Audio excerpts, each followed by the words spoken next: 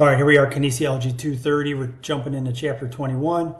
Now we're getting into clients with orthopedic injuries or rehabilitation concern.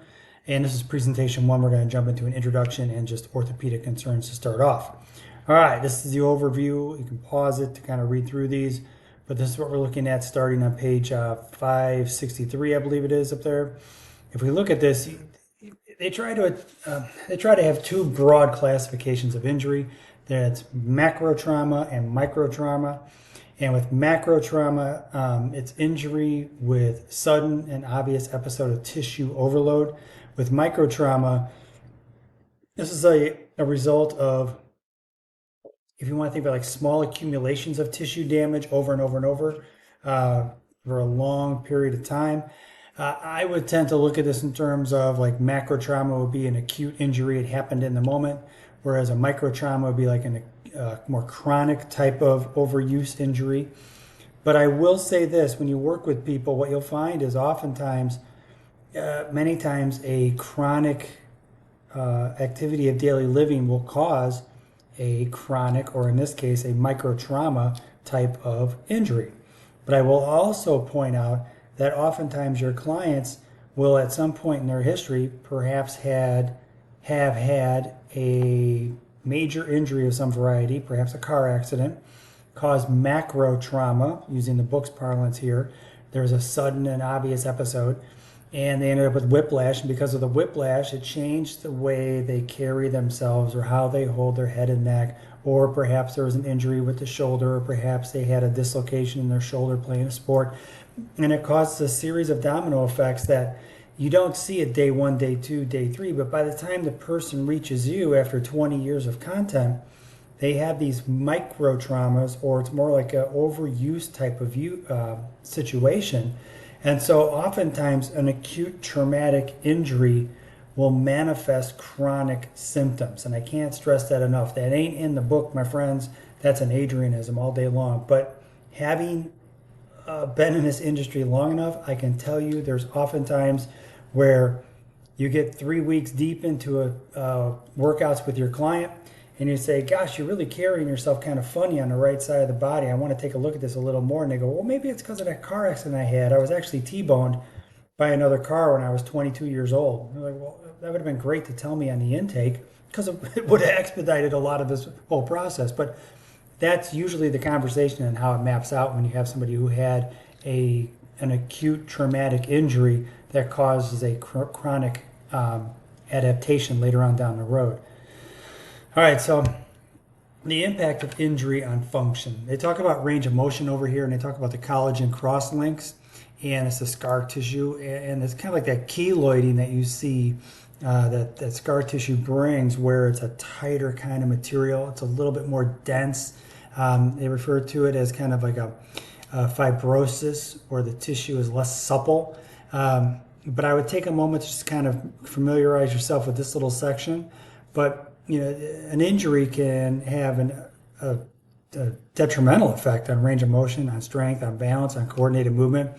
There's also the psychological considerations as well. Perhaps there's an injury, and that injury, playing soccer and twisting an ankle, keeps them from doing certain activities you want them to do. They run or they cut or pivot with limited effort because they don't want to re-injure themselves. Some of the more common injuries that you'll see are here in table 21.1. I'll let you pause me and you can read through a lot of these, but one of the more common that you'll see, and you're going to see later on, is tendonitis. And itis commonly associates inflammation. So you have tendonitis. It's an inflammation of the tendon. You have a bursitis. It's the bursa is inflamed, right? So when you look at these, when you get into itises, it is basically an inflammation of whatever the tissue is. But in this case, they're asking about one of the more common is a tendonitis, which is an inflammation of a tendon. And I know you're going to see that again. That's this guy right here, tendonitis. All right. Now, the next one up here, with orthopedic injuries, you have, and I've talked about it before, when you have like people with a hip replacement or a knee replacement, there's kind of a blind spot in the body. But in some regard, when a person has an orthopedic injury, they end up having to relearn, if you will, their body position when it comes to proprioception and K awareness. And it's a matter of perhaps fear of moving. It's a matter of having a pain mechanism that's inhibiting the movement. But you also have microscopic nerve damage in the soft tissue, and that's called deafferentation. So if you look at this, you can kind of think of this in terms of afferent and efferent. So it's called deafferentation. So it's a damage in the tissue that is the sensory side, the afferent side of the nervous system. Now, if you want to look at it for the muscular side, that'd be de-efferent, right?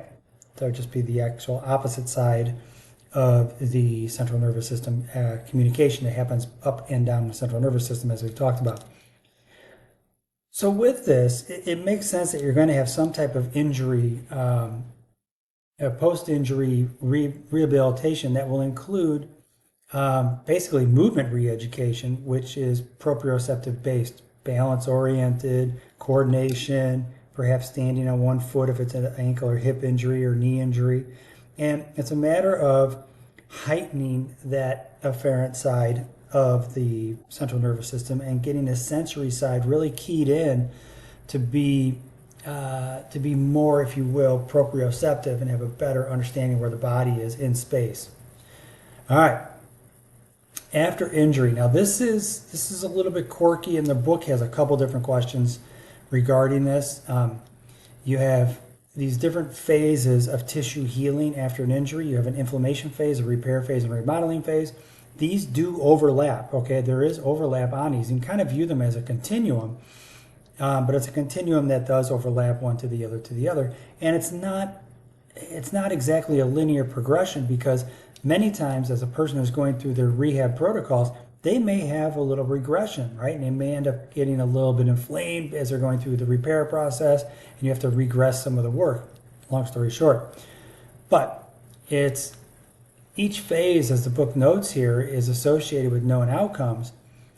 The healing of the tissue actually occurs across a continuum that has considerable overlap, and it really doesn't have a definable beginning or end.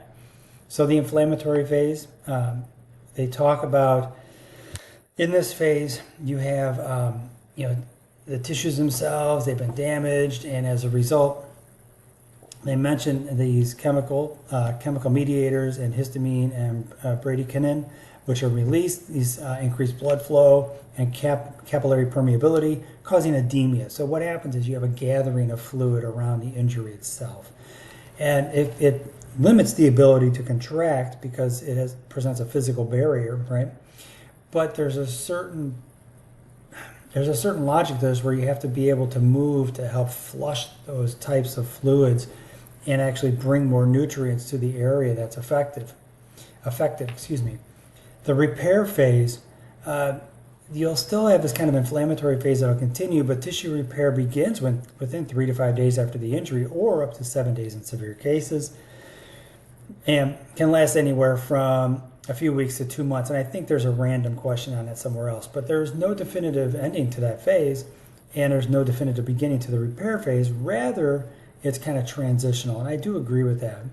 Now, the repair phase allows for the replacement of tissues that are not viable after injury or surgery, and the actual scar tissue itself. When you look at this, in an attempt to improve tissue integrity, the damaged tissue is regenerated, and you have new capillaries and connective tissue that form in the area, and collagen fibers, which help form the new tissue that also comes to play. And these are kind of the framework on which repair takes place. Then we get into the remodeling phase. The remodeling phase itself, when you look at this, it's not a direct linear transition from the repair phase to remodeling phase, but the tissue itself is strengthened during the remodeling phase of healing. And it's a matter of the process of collagen fiber reproduction has diminished, or it's reduced a little bit, and now you can have a little better confidence in being able to move around, knowing that the formed tissue, as they note here, well, in some regard, its structure and strength is better than it was during the repair phase. And it allows a person to actually start doing some movement, whether it's rehab or working out, and be able to improve the structure, strength, and function of the tissue. So with remodeling, and this will be important to remember later, clients improve function by continuing the exercises performed during the repair phase and by adding more advanced activity-specific exercises that allow progressive stresses to be applied to the injured zone. So this becomes more of like a progressive overload, but it also becomes a conversation of specificity. I have to remember that for later. And then ultimately, rehabilitation and reconditioning exercises must be functional to facilitate return to activity. So again, if you're a soccer player, you blow your knee out, you have to recover, and then you start doing these kind of generalized rehab exercises, and then you progress into doing more specific activities. You have to practice. You have to practice what you're going to play. You have to be able to get the knee ready to be able to play soccer yet again. The integration of rehabilitation goes across a healing timeline. I like this a lot.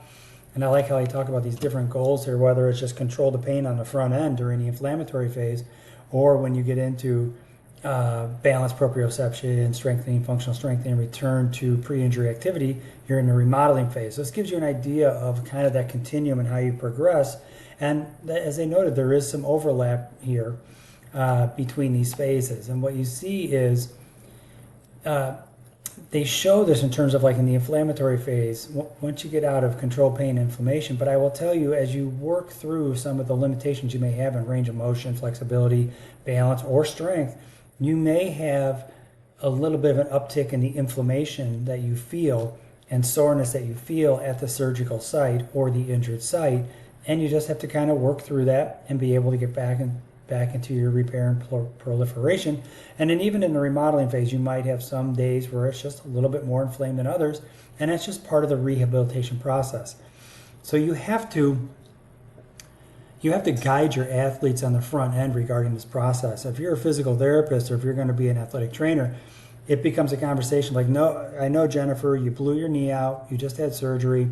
Here's how this is going to work out. I'm not going to give you specific dates because it's unrealistic to give you specific dates that are going to be realistic, because there's going to be a little bit of ebb and flow in what we're doing. But here's the goal. Here's what we're trying to accomplish. Over the next couple of weeks, you're going to feel this. Over the next couple of weeks, you're going to go through this phase. We'll go back here. In the next couple of weeks, we're going to go through this phase. So as you go through these phases, whether it's the inflammation phase, the repair, proliferation, or the remodeling phase, then you can choose how you want to describe this. As an athletic trainer, it does not need to be this technical. What you're doing is helping your athlete better understand what it is they're trying to accomplish, but also better understand some of the process that's included. And so it's not so flying in the dark. It gives them some structure and focus and some like benchmarks along the way. All right, branching off, guys, going to the next one.